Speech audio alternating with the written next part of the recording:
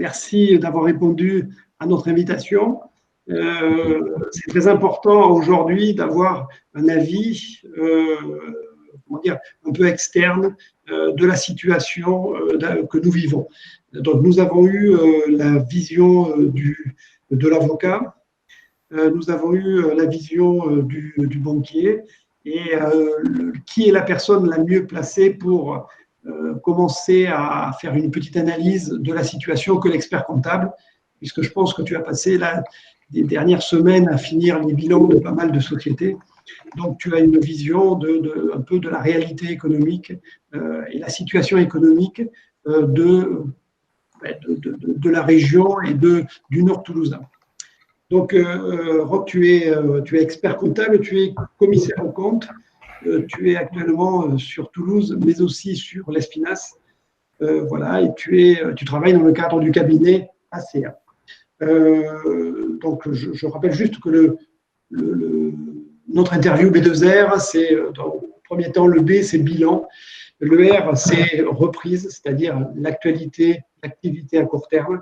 Et le R, c'est rebond, c'est septembre, octobre, comment on voit l'avenir. Donc, bonjour Roch, merci d'avoir répondu à notre appel. Donc, tu as 36 ans, tu es tout jeune. Tu as rejoint ACA en 2017 après avoir travaillé pendant 8 ans dans le grand groupe Signature. Donc, je vais te demander, s'il te plaît, dans un premier temps, de te présenter rapidement et puis de pitcher un peu ton activité. Vas-y, Roch. Alors, donc, j'ai 36 ans, cabinet ACEA, et donc je travaille depuis 2016 au sein de la structure où je suis devenu associé. J'interviens auprès des TPE et PME régionales. Et mon travail au quotidien, c'est accompagner les entreprises. Bien entendu, donc, les travaux classiques de comptabilité qui sont la comptabilité, tout ce qui touche au social et au fiscal et au commercial. Après, j'interviens dans la restructuration de sociétés, dans la constitution de groupes, dans des interventions de rachat d'entreprises ou de cession d'entreprises. Voilà, donc aujourd'hui, nous avons 2 cabinets qui sont situés sur Toulouse, secteur Croix-de-Pierre et à l'Espinasse. Nous sommes 20 salariés et 3 associés et on est là pour accompagner au quotidien les entreprises.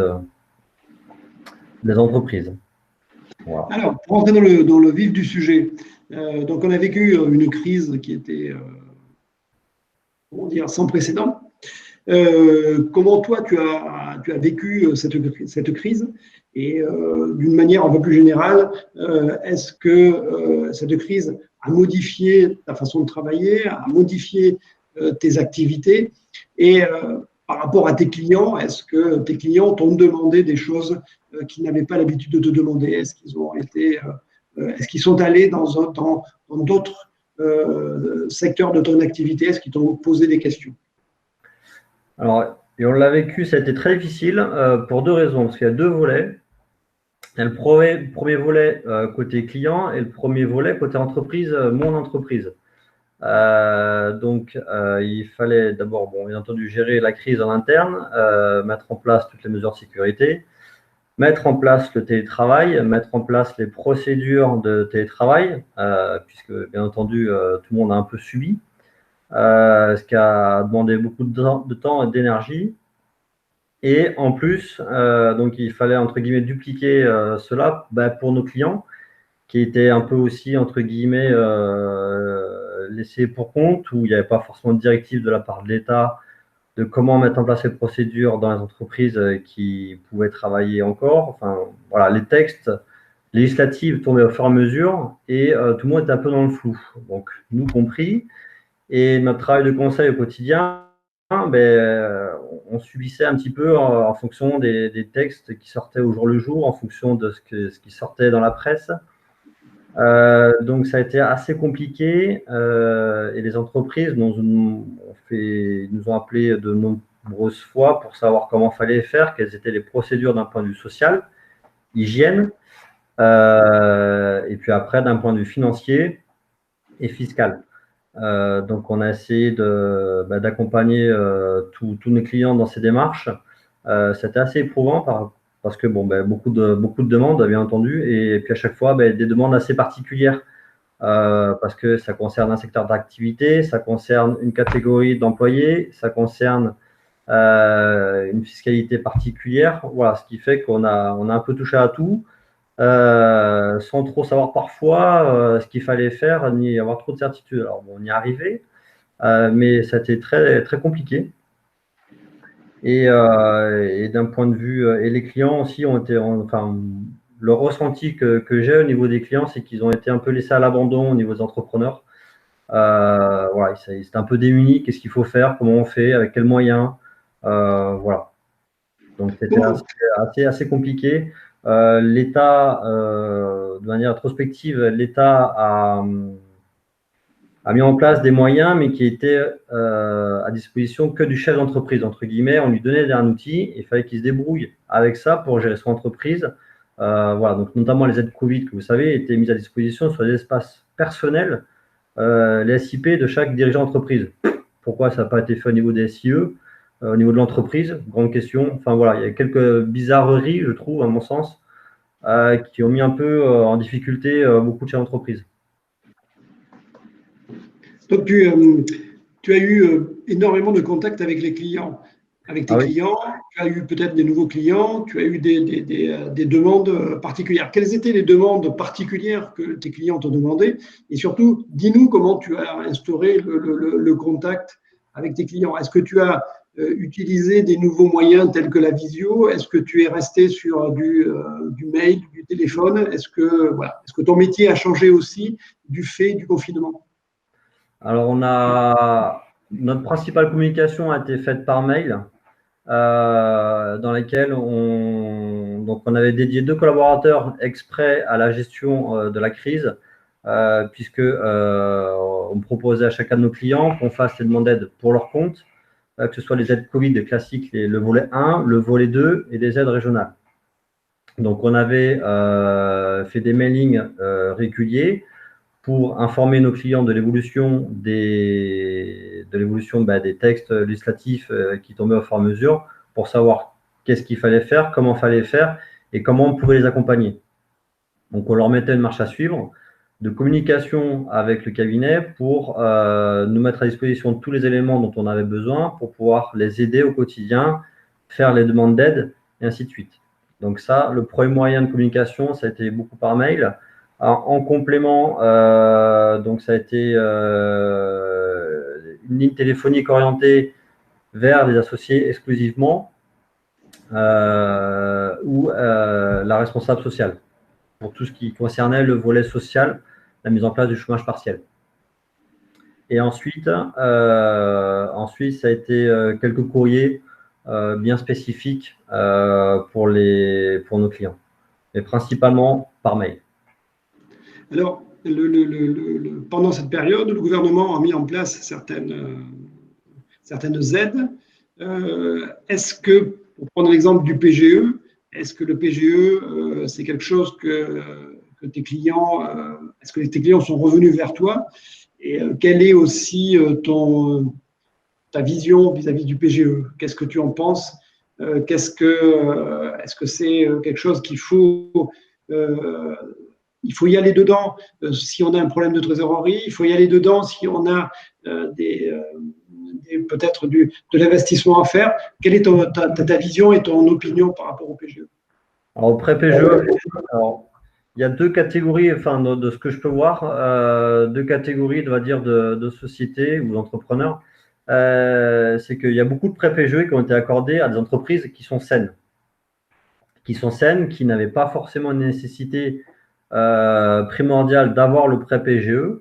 Voilà, donc les banques ont dit oui de manière sans hésiter à ce genre d'entreprise.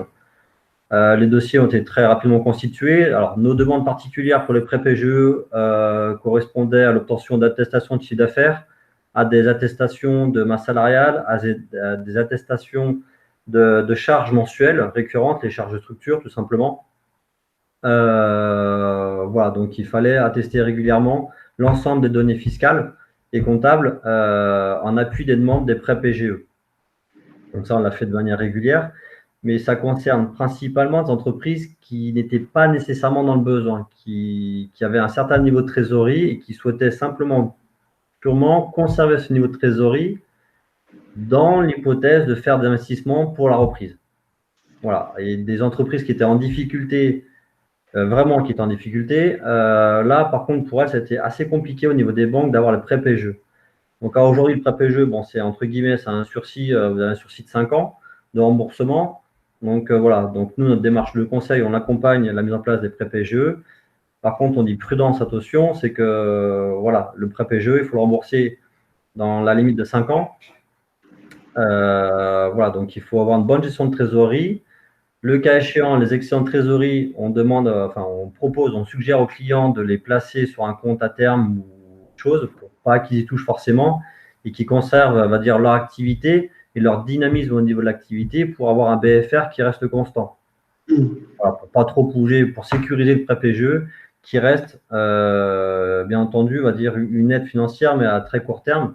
Et surtout, c'est qu'il faut la rembourser. Hein.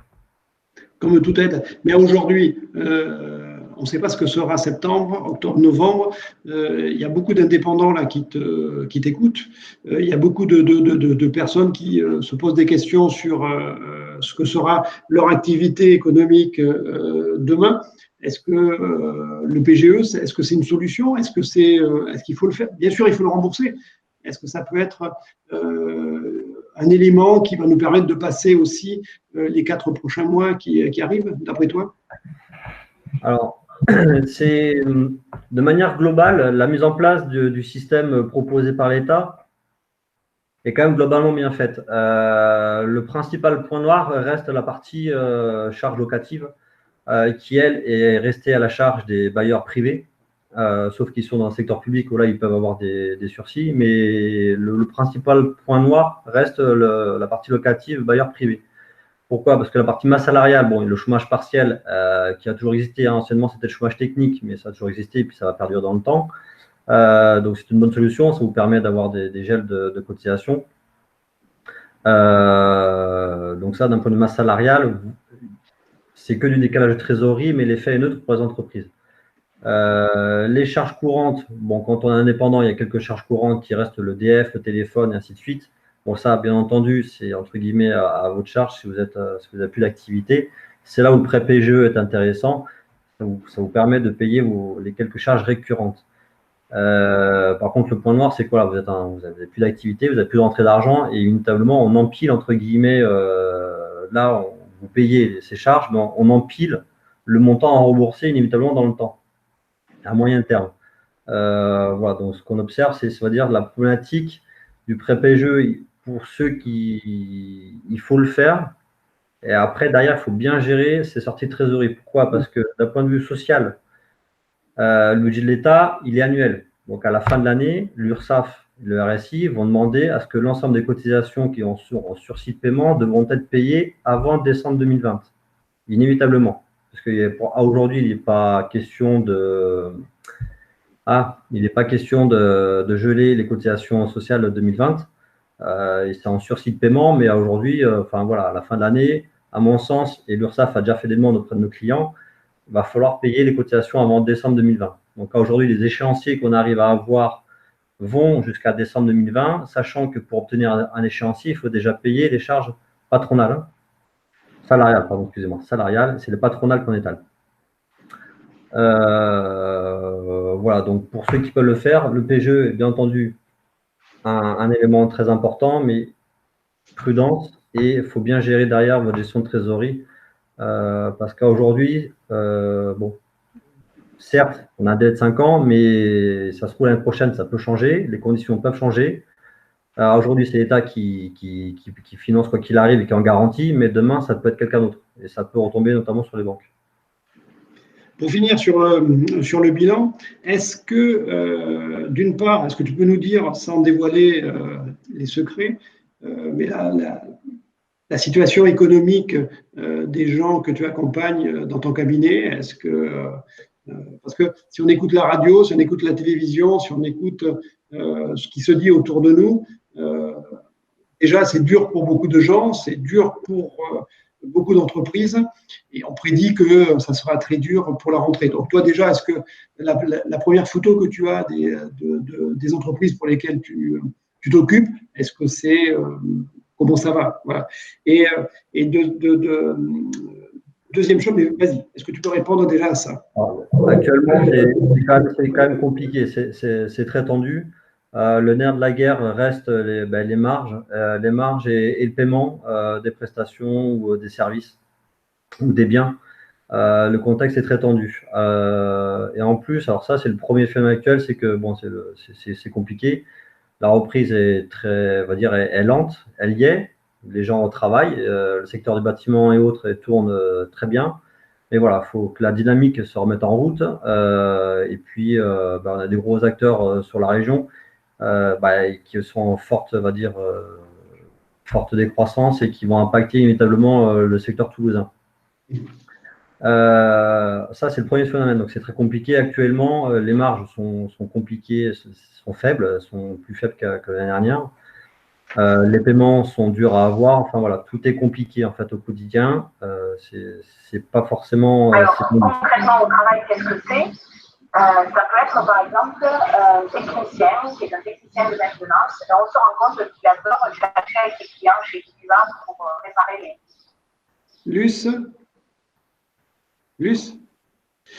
juste ce que je vous demanderais, c'est que si vous voulez intervenir, c'est avec plaisir. Par contre, utilisez le chat et à la fin, on fera le tour de toutes les questions pour les poser au niveau de Rocumez. Et là, il y a un deuxième phénomène qui va arriver pour compléter la question. C'est que là, on solde les taxes, la taxation fiscale de l'année 2019. Donc, vous savez, les bilans, on avait eu un report d'échéance de déclaration au 30 juin 2020, donc la semaine dernière. Tous les bilans ont été envoyés et, bien entendu, les soldes d'impôts 2019 aussi. Donc, il y a eu des échéances, des reports d'échéance pour les acomptes d'IS au mois de mai et aussi juin sur option. Inévitablement, comme je reviens, je l'ai déjà dit, là, on commence à empiler les décalages. Donc, en juin 2020, on a déclaré tous les impôts au titre de 2019 des sociétés, donc les IS, qu'il faut mettre en paiement absolument. Alors, pareil, on met des échéanciers le cas échéant si la trésorerie n'est pas suffisante. Donc, ça, le premier point, le solde de l'impôt société 2019. Ensuite, il y a le solde de l'impôt perso des dirigeants d'entreprise. Et ensuite, il y a le troisième, le régime social, bien entendu. Donc, pour les indépendants, on a envoyé aussi toutes les DSI. Donc, ceux qui ont fait, entre guillemets, une bonne année ou ils ont pris une bonne rémunération en 2019, inévitablement, quand on a fait la DSI, les rémunérations ont été augmentées, ceux qui ont eu le cas en tout cas. Et il faut maintenant payer, régulariser l'ensemble de 2019. Donc, on est en juin. Là, c'est juillet-août, ça va être un peu mort. C'est l'été, ce sont les vacances. Donc, voilà, on a toujours ce phénomène-là couperé. On a déclaré tout 2019, il faut mettre, on a mis en taxation tout 2019 et maintenant il faut procéder à la phase de paiement de 2019 au solde. Et là, c'est compliqué. Pourquoi? Parce que les trésoreries sont, on va dire, un peu sèches. Il faut gérer le paiement des salaires, les charges courantes, ainsi de suite. Ça, vous connaissez tout ce mécanisme. Donc là, c'est jusqu'à la fin de l'année, ça va être très tendu financièrement pour beaucoup d'entrepreneurs. Donc là, on a fini la part bilan, on est déjà dans la reprise, même pas loin du rebond. Donc à court terme, donc on est déconfiné, on est reparti, on a relancé l'activité, tu as relancé ton activité. Quels sont les changements, quelles sont les évolutions que tu as senties entre ta relation avec tes clients? Est-ce qu'il y a eu des demandes nouvelles? Est-ce qu'il y a des interrogations nouvelles au niveau de tes clients? Voilà. Qu'est-ce qui a changé à court terme dans ta relation avec tes clients? À court terme, c'est de la gestion c'est l'obtention d'informations financières qui puissent leur permettre de gérer, on va dire, ou d'appréhender au mieux les flux de trésorerie. Ce qui veut dire que ta fonction de conseil, ta fonction de conseil est devenue de plus en accrue. Tu as de plus en plus de demandes de conseils de la part de tes clients. C'est ça. Voilà. Alors, ça nécessite d'avoir une information, on va dire, comptable, la matière première pour qu'on puisse travailler de manière récurrente et régulière au cabinet. Donc ça, effectivement, je constate que les clients nous amènent de plus en plus tôt et communiquent davantage avec nous pour qu'on puisse avoir l'ensemble des documents. Ils s'assurent même qu'on ait bien tout ce qu'il faut pour qu'on puisse mettre à jour la comptabilité. Et ils demandent qu'on leur fournisse des tableaux de bord au quotidien pour savoir où est-ce qu'ils en sont d'un point de vue créance client, paiement fournisseur et jusqu'à où ils peuvent aller en termes de décaissement mensuel pour payer, pour solder les différentes dettes. Voilà. Et après, c'est à eux on va dire, on est là pour leur dire tel client, enfin voilà, essayer de jouer sur les règlements clients et fournisseurs et fiscaux, le cas échéant, pour mettre en harmonie tout ça et pour que les entreprises puissent, on va dire, être sereines au quotidien et pas avoir des coups de bambou au niveau de la trésorerie ou être un peu, on va dire, en déséquilibre financièrement. Pour être concret, donc aujourd'hui, on a de l'information qui nous vient de partout. On a des mails qui nous disent voilà ce que vous avez droit, voilà ce que vous pouvez faire. Concrètement, aujourd'hui, donc il y a des choses qui avaient été mises en place par le gouvernement. Il y avait des aides, l'aide de 2 500 €, là, des fonds de solidarité, tout ça, qui a été mis. Aujourd'hui, là, on est au 1er juillet. Oui. Où on en est? Est-ce que tu peux nous dire où on en est de la situation par rapport aux aides, par rapport aux éléments qu'on pourrait obtenir si on a des besoins, des difficultés? Alors aujourd'hui, on peut toujours avoir les aides au titre pour ceux qui n'ont pas fait de demande d'aide, on peut toujours les faire. Voilà, j'en ai fait même ce matin encore. Donc les aides au titre de mars, avril, mai ou juin ne sont pas perdues. On peut toujours faire la demande, que ce soit volet 1, volet 2 ou les aides régionales. Et les prêts PGE, bien entendu, on peut toujours les faire aussi. Donc aujourd'hui, toutes les aides sont maintenues, elles sont actives et on peut en faire la demande. C'est-à-dire l'aide de juin, c'est-à-dire c'est sur le chiffre d'affaires réalisé en juin? Oui. D'accord. Donc aujourd'hui, on peut encore redemander si le chiffre d'affaires de juin a été défaillant, on peut continuer à demander des aides. Oui. Aujourd'hui, ce qui importe, c'est compris dans la définition du chômage partiel. Le chômage partiel, c'est une baisse significative d'activité au regard des éléments conjoncturels et contextuels. Aujourd'hui, la crise Covid, le virus est toujours en place et notamment, c'est toujours conjoncturel et ça impacte les activités globales des entreprises. Il y a des restaurants qui ont ouvert, d'autres qui n'ont toujours pas ouvert. Certains établissements de nuit n'ont toujours pas ouvert ou prochainement. Enfin voilà, il y a toujours certains acteurs, certains acteurs économiques qui ne peuvent pas travailler aujourd'hui. Donc aujourd'hui, l'État ne peut pas sectoriser les aides, c'est pas possible. Donc aujourd'hui, les mécanismes d'aide sont toujours en place. Charge l'entreprise ensuite de savoir si elles sont dans les critères ou pas, et les aides sont toujours actives. Ok. Tu as parlé des aides, tu as dit volet 1, volet 2, ça veut dire que les aides, le volet 2, c'était les aides qui étaient proposées par la région? Oui. C'est ça. Et peuvent être toujours demandées à aujourd'hui? Oui. D'accord. Dernière chose par rapport à la reprise. Donc la reprise a amené sûrement des changements. Qu'est-ce que toi, tu as mis en place vis-à-vis de tes clients comme changement? Est-ce que la crise t'a poussé à te réorganiser? Est-ce que la crise t'a poussé à proposer peut-être d'autres prestations, d'autres éléments à tes clients? Et comment tes clients ont accueilli cela si tant est que tu aies proposé des choses nouvelles? Alors oui, au cabinet, on a mis en place tout ce qui était télétravail. Donc aujourd'hui, le télétravail va être maintenu pour certaines personnes, notamment pour ceux qui ont des enfants en bas âge. Et aujourd'hui, ça fonctionne globalement bien. On est satisfait de la mise en place du télétravail. Après, on a instauré un système de rotation de présence au cabinet et télétravail. On essaie de faire un mixte, en fait. Donc, les cas, on va dire, ceux qui avaient des enfants en bas âge, ceux qui ne pouvaient pas vraiment se déplacer parce qu'il n'y avait pas les centres de loisirs et ainsi de suite. Ceux-là, donc, c'était travail, entre guillemets, d'office. Et après, on a insisté un système mixte. Donc, c'est 2 jours de présence au bureau par rotation entre les différents collaborateurs. Ça, c'est la partie interne. Et la partie, donc, on a mis en place aussi un système d'échange entre collaborateurs au niveau du cabinet. Pour que ce soit plus simple, parce que les mails, c'est toujours un peu lourd. Les textos aussi, donc on a mis en place un petit outil collaboratif pour pouvoir communiquer de manière assez simple entre nous. Au niveau du cabinet, relation client, donc le cabinet aujourd'hui est toujours fermé au public. On a mis en place un système de rendez-vous, donc on a limité à 4 rendez-vous clients par jour au sein du cabinet. Et ce qu'on observe, c'est que les rendez-vous, entre guillemets, sont plus concrets, c'est-à-dire c'est plus précis, c'est plus technique. Entre guillemets, bon, c'est pas de rendez-vous pour se voir, pour parler un peu TVA, chiffre d'affaires, voilà, c'est vraiment concret.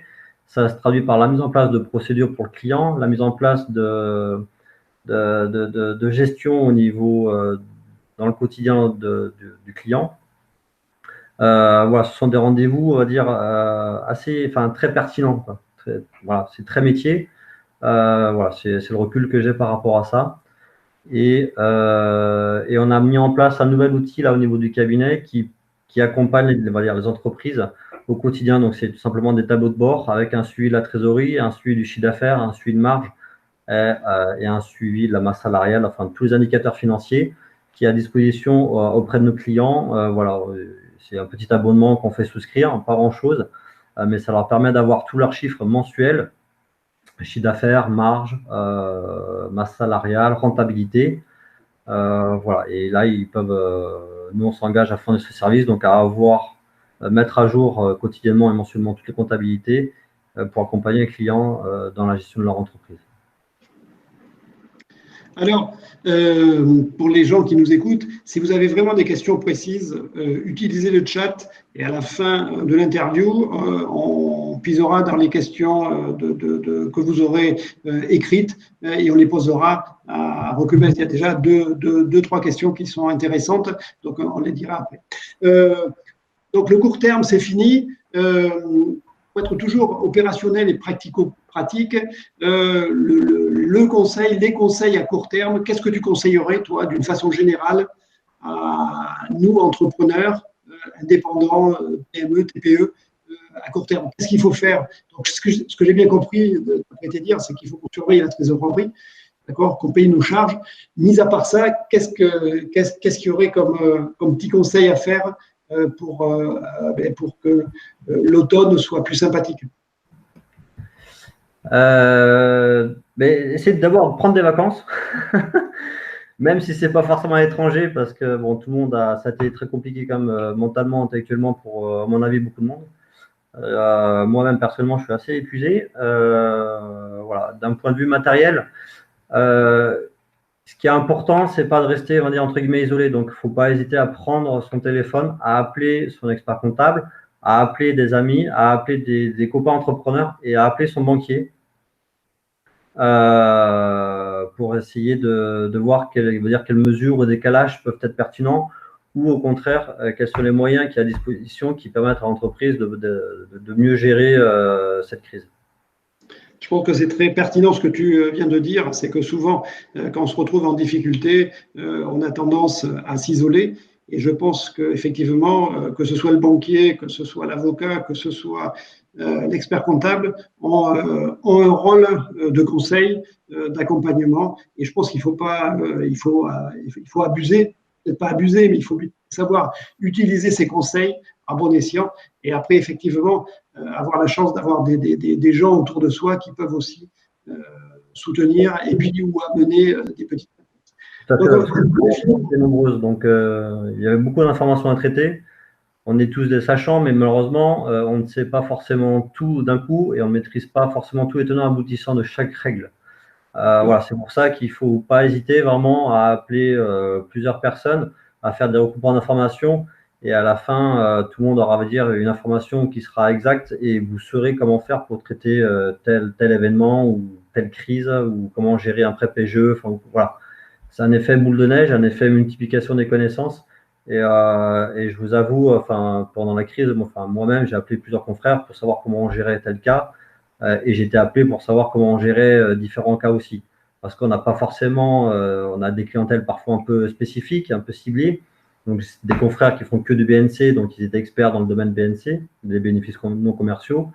Moi, j'en fais, mais moins. Je fais davantage de BIC. Voilà, donc on essaie d'avoir, on s'appelait souvent pour répondre à nos clients et leur proposer les différents outils ou les différentes solutions qu'ils pouvaient mettre en place pour pouvoir les accompagner dans cette crise. Merci Roch. Dernière partie qui nous intéresse, c'est une vision à plus long terme. Donc, c'est ce qu'on a appelé le rebond. Donc, on a suivi tes conseils, on est parti en vacances, on s'est ressourcé, on a peut-être fait un PGE, on a usé de toutes les aides que l'État pouvait nous donner et on se retrouve en septembre.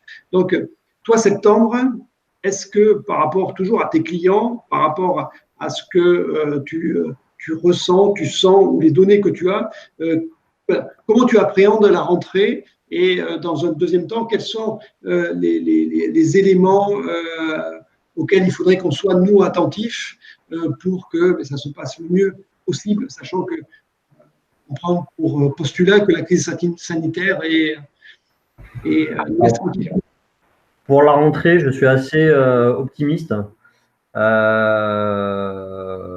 Parce que le dynamisme revient. Alors moi, par chance, au niveau du cabinet, j'ai pas eu de casse, entre guillemets, dans les clients. Donc, tout le monde s'est maintenu ou est, entre guillemets, un peu en stand-by et retarde la reprise d'activité. Mais il n'y a pas eu de liquidation, il n'y a pas eu de redressement judiciaire, enfin, même dans les entreprises individuelles. Tout le monde est là.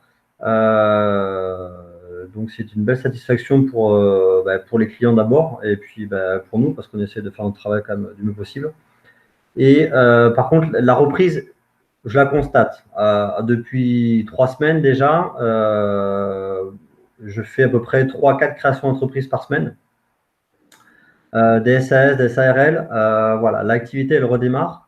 Parfois différemment, c'est-à-dire que les entreprises, on va dire, grossissaient, embauchaient. Aujourd'hui, c'est plutôt ce que je vois, c'est des gens salariés qui s'installent, qui font des SAS ou des SARL, ils veulent travailler à 2-3 personnes.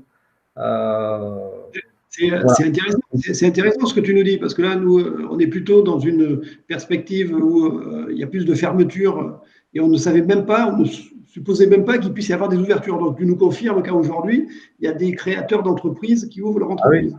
Ah oui, là, non, mais sans mentir, hein, oui, l'été va être chargé, je pense, mais enfin, le dynamisme est toujours présent et ça repart. Est-ce qu'il y a des domaines d'activité qui sont plus porteurs? Est-ce que tu ressens que dans des secteurs d'activité, est-ce que tu as des idées par rapport à… Le premier secteur qui tourne, on va dire, qui tourne beaucoup, c'est le secteur du bâtiment. Au final, pendant la crise, les entreprises du bâtiment, donc celles qui étaient en production, celles qui produisaient et installaient derrière sur les chantiers, ça leur a permis, on va dire, de liquider, de purger toute la fabrication. Et aujourd'hui, depuis 2 mois, ils installent. Et le flot de commandes de fabrication, on va dire, a redémarré de manière très significative, on va dire, fin mai. Et après, il y a beaucoup d'entrepreneurs du secteur du bâtiment, des terrassiers, des maçons, et qui embauchent très rapidement une personne, 2 personnes, 3 personnes. Voilà, le secteur du bâtiment, on va dire, est très actif en ce moment. Le service redémarre gentiment. Voilà, ça redémarre, c'est-à-dire qu'il y a eu le chômage partiel, tout le chômage partiel, on va dire, s'éteint au fur et à mesure là. Les salariés retravaillent, on va dire, quasi à 100%. Et reste la restauration qui, elle, va dire, mettra un peu plus de temps, on va dire, à revenir dans la normale. Ok. Pour finir, Merci déjà, Roch, de toutes les informations que tu nous as données. Je vais te laisser, avant que Stéphanie nous prépare les questions des auditeurs, entre guillemets, ta conclusion avec, je ne sais pas, les conseils pour le long terme, pour demain, pour 2021. Voilà, qu'est-ce que tu nous dirais en termes de conclusion, en termes de conseils par rapport à ce que tu ressens, ce que tu pressens et les informations que tu aurais? Alors, je reviens toujours à la notion de trésorerie. Ce qui est important aujourd'hui, c'est d'avoir un fonds de roulement normatif au niveau de l'entreprise. Dans l'idéal, c'est avoir 3 à 6 mois de trésorerie disponible immédiatement pour faire face à l'ensemble de vos charges. Voilà. Ça, c'est le premier conseil que je donne aux clients, c'est avoir un petit stock de trésorerie pour faire face à 3 à 6 mois sans entrée d'argent. Et le dynamisme, vous êtes tous entrepreneurs. Aujourd'hui, ça redémarre gentiment, mais ça va redémarrer. Ok.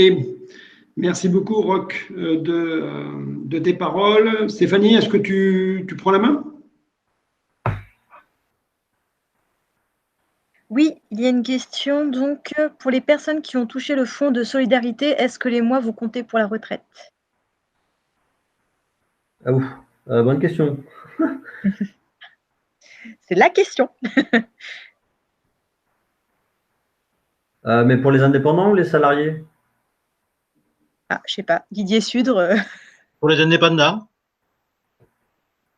Les indépendants, je sais pas. Je préfère pas vous dire de bêtises. À mon sens, je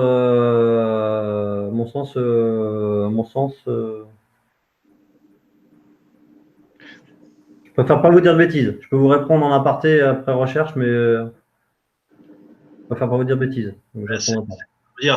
C'est défiscalisé et je vois mal comment. Oui. Voilà. À mon sens, ça rentrera, mais oui. En partie, peut-être. À 100%, parce que les indépendants, vous cotisez par rapport au RSI, donc enfin, quoi qu'il arrive, vous cotisez, même si c'est du décalage, vous avez des aides, ça ne change rien au fait initial que vous avez une rémunération ou non, vous avez des cotisations. Donc voilà. Je vous répondrai à côté de manière plus précise, mais à mon sens, oui. Voilà. Okay. Je n'ai pas d'autres questions. Je ne sais pas si d'autres personnes veulent en poser.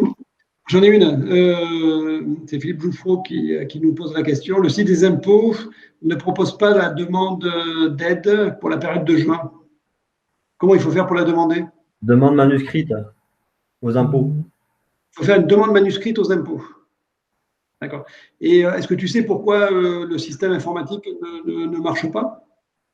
Pourquoi non. C'est pour limiter, enfin c'est pour… on ne sait pas. Non. Alors déjà, le premier problème, c'est le SIP, c'est comme je dis, c'était intégré sous le SIP, pas le SIE. Donc ça, c'est la première bizarrerie que j'ai du mal à comprendre. Et deuxième chose, en fait, on l'a découvert, la mise en place du processus, on l'a découvert un peu par hasard, parce que ça avait été annoncé, mais ça n'avait pas été annoncé, on va dire, de manière concrète auprès du public. Et là, le service qui a sauté, bizarre, je ne sais pas. On a le même phénomène pour le chômage partiel, hein, ça avait sauté, puis ils l'ont remis quelques jours après. Donc, et on essaiera de voir, si jamais ça revient, pour vous informer tous que c'est revenu. Donc, on essaiera de… Mais le cas échéant, il ne faut pas hésiter à envoyer par mail des demandes. Alors, soit depuis votre accès particulier, soit directement au SIE, par mail. Sur Internet, vous avez toutes les adresses mail de chacun des SIE auprès desquels vous êtes affilié. Le principe, c'est qu'ils ont 48 heures pour répondre ou 3 jours. Voilà, donc n'hésitez pas, ils vous répondront. Si vous n'avez pas de réponse au bout de 3 jours, vous retournez le mail, ils vous répondront. Il ne faut vraiment pas hésiter, hein, les impôts sont là pour vous accompagner. S'il y a des demandes d'échéancier, il faut faire des demandes auprès de vos experts comptables. Enfin voilà, le processus, et c'est là où je remercie les impôts, c'est qu'ils sont assez réactifs et ils jouent le jeu. Donc n'hésitez pas à les contacter, que ce soit le RSI ou les impôts. Ok, Merci Rox, il n'y a pas d'autres questions. Si quelqu'un veut intervenir à une nouvelle question, c'est bon? Pas de nouvelles questions. Donc, merci beaucoup pour ton exposé, tes conseils et tous les éléments que tu as pu nous donner.